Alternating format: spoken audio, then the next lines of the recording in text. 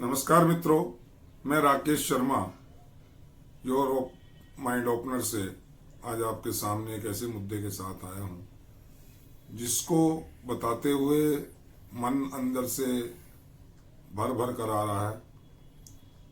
ये एक पीड़ा है जिसको मैं आपसे शेयर करना चाहता हूं और मैं बात कर रहा हूं हाथरस की बेटी, भारत की बेटी, उस बेटी की बात जिसके साथ 4 दरिंदों ने बड़ी बेरहमी से उसका बलात्कार किया, बड़े विभत्स तरीके से उसके शरीर के अंगों को नुकसान पहुंचाया, उसकी जीभ काट ली गई, उसकी रीढ़ की हड्डी तोड़ दी गई और उसको लहूलुहान हालत में नग्न अवस्था में खेतों में छोड़ दिया गया। एक दलित बेटी के साथ दबंगों का इस तरह का अत्याचार हालांकि नया नहीं है, लेकिन वर्तमान की जो हालात हैं, जहां एक और योगी सरकार दावा करती है कि हमारे यहाँ अमन चैन है, हमारे यहाँ जो गलत लोग हैं, बदमाश लोग हैं, उनके हौसले पस्त हैं, वहीं इस तरह का नंगा नाच मुझे कुछ कहने को मजबूर कर रहा है। दरअसल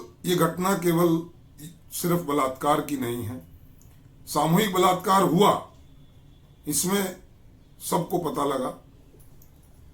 लड़की ने बलात्कार वाले दिन जैसे ही उसे थोड़ा सा होश आया, उसने कहा, नाम लिया उस दरिंदे का कि उस आदमी ने मेरे साथ किया और उसके साथ उसके 3 दोस्त और भी थे। इसके बाद उस लड़की को हाथरस के ही एक छोटे से अस्पताल में भेजा गया, वहां से उसको अलीगढ़ भेजा गया और जब वहां भी उसका इलाज मुमकिन नहीं हो पाया तो उसको दिल्ली के सफदरजंग हॉस्पिटल में भेजा गया।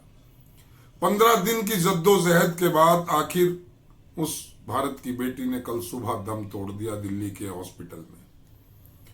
उसके साथ शारीरिक बलात्कार किया 4 दरिंदों ने और वहीं बात नहीं रुकी। जो मैं कहना चाह रहा हूं, जो मेरी पीड़ा है, जो मैं आपसे शेयर करना चाहता हूं, वो पीड़ा दूसरी है। ठीक है, वो दरिंदे थे, उनको कोर्ट फांसी देगी, सजा देगी, क्या देगा ये वक्त बताएगा, लेकिन एक मजबूत प्रशासन ने, एक सरकारी अमले ने, उत्तर प्रदेश पुलिस ने उस परिवार की भावनाओं के साथ बलात्कार किया, उस परिवार की परंपराओं के साथ बलात्कार किया और वो भी सोची समझी साजिश के तहत। और साजिश क्या हुई कि उसके मृत शरीर को अंतिम क्रिया करने के लिए उसके परिवार को नहीं सौंपा गया, उसको किसी भी शमशान घाट में नहीं ले जाया गया, उसको रात को आनंद फानन में पुलिस पार्टी द्वारा रात को 2 बजे के लगभग एक बियाबान खेतों में ले जा करके और उसको जला दिया गया। संस्कार नहीं किया गया, जला दिया गया। पुलिस वाले वहां सिगरेट पी रहे थे, पुलिस वाले वहां दांत फाड़ रहे थे और एक तरफ भारत की बेटी की चिता जल रही थी लावारिस के रूप में। वो लड़की हिंदू परिवार की थी, वो लड़की भारत की बेटी थी। क्या किसी हिंदू परिवार में ये हक नहीं है कि वो अपने मृत परिवार के सदस्य का अंतिम संस्कार अपने कुल रीति और सामाजिक और धार्मिक परंपराओं के अनुसार कर सके? क्या इसके लिए दोषियों को सजा नहीं होनी चाहिए? ऐसा क्या राज था, ऐसी क्या बात थी जो पुलिस प्रशासन ने उसके परिवार को उसके अंतिम संस्कार में शामिल नहीं होने दिया गया? ऐसी क्या बात थी? मैं सवाल कर रहा हूं आपसे, अपने आप से और उस पुलिस प्रशासन से, उस योगी सरकार से। क्या ऐसी मजबूरी थी? क्या उस दलित की बेटी को पूरे हिंदुस्तान में कोई शमशान घाट मुयस्सर नहीं हुआ? क्या उसके लिए 2 गज जमीन ऐसी नहीं मिली जहां उसका पूरे रीति रिवाज के साथ, पूरे धार्मिक आस्थाओं के साथ उसका संस्कार किया जा सके? एक लड़ाई लड़ेंगे उन दरिंदों के खिलाफ, लेकिन इन दरिंदों के खिलाफ कौन लड़ेगा? इस गूंगे, बहरे और बेईमान और भ्रष्ट प्रशासन के खिलाफ कौन लड़ेगा? इसमें आपको लड़ना है दोस्तों, इसमें मुझे लड़ना है और इसके लिए जितना जबरदस्त आंदोलन किया जाए, मैं कहता हूं कम है।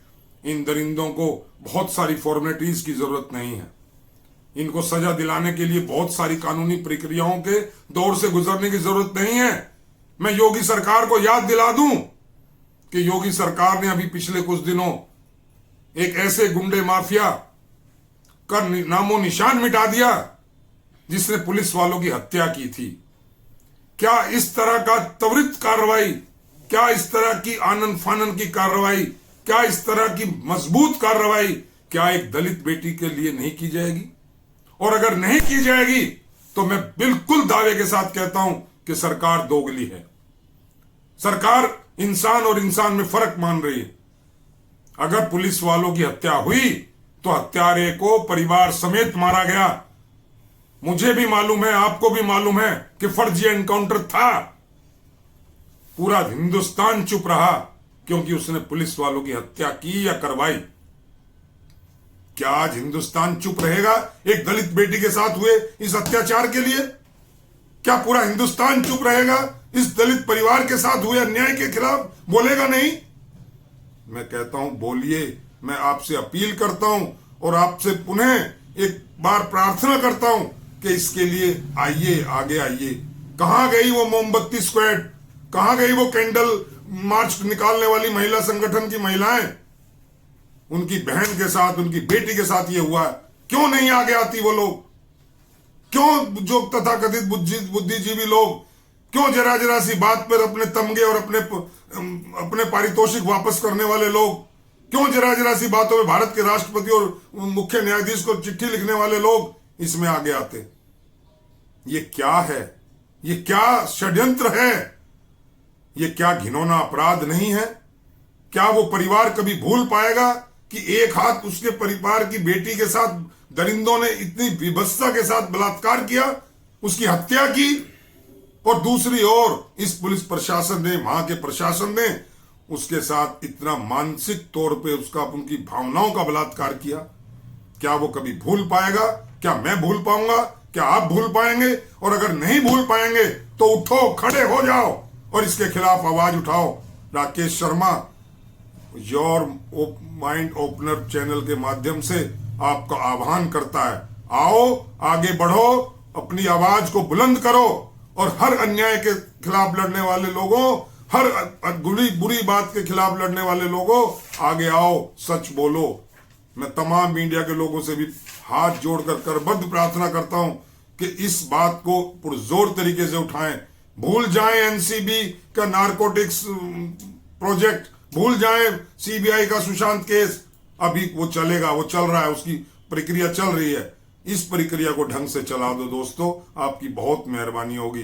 इन्हीं शब्दों के साथ, इस पीड़ादायक अपील के साथ आप सबका धन्यवाद। जय हिंद, जय भारत की बेटी।